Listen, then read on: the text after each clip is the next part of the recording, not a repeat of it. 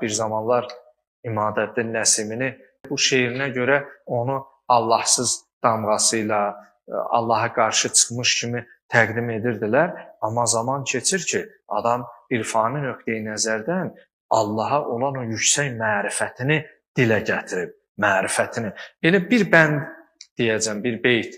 Məndə sığar iki cahan, mən bu cahana sığmazam. Cövhər ilə məkan mənəm, kövn-ü məkanə sığmazam. Bir elə bu bəndi üzərində dayanacam. Əgər baxmış olsaq, deyir məndə sığar iki cahan. Yəni əslində iki cahan həm bu dünyaya, həm də axirətə işarətdir. Yəni insan ruhu həm bu dünyanı, həm də axirəti dərk edəcək. Məndə sığar iki cahan. Yəni həm bu dünyada insan yaşayır, fizioloji cəhətdən torpağa tapşırılsaq da, amma 70 il, 80 il, 90 il yaşadığımız müddətdə axı ruh da bu dünyada yaşayır. Deməli, insan ruhu həm bu dünyanı, həm də axirəti dərk edəcək. Və əslində ikinci hissəsində buyurur, mən bu cahana sığmazam.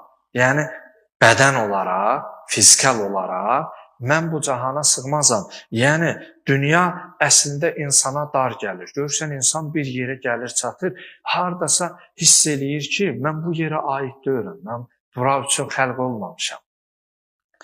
Çünki ruh ilahi nəfəsdir. Həzrəti Adəmi yaradanda Allah buyurdu, nəfəxtu fihi min ruhi, ayət şərifədir. Mən ruhumdan üfürdüm. Yəni, insanda Allah nəfəsi, ruhu var deyə dünyaya sığmaz. Çünki dünya ona dar gələcək. Yəni, mən bu dünya üçün yaranmamışam. Mən bu dünyada yerləşəcək ruha sahib deyiləm. Cövhər ilə məkan mənəm, la inkardır. Ərəb dilini bilən qardaşlarım var. Yəni, məkanı olmayan gövhər. Gövhər, ərəblər cövhər deyil. Bizim dildə də, fars dilində də gövhərdir. Qiymətli, daş, qaş, əntiq, çox dəyərli bir şey. Deyir ki, gövhər ilə məkan mənəm, yəni məkanı olmayan gövhər. Bəzən burada Nəsimini bu beytinə görə, yəni sanki laməkan Allahdır, amma bu özünə laməkan nisbəti verib deyə onu kafir, müşrik, mülhid, dindən çıxmış kimi qələbə verdilər.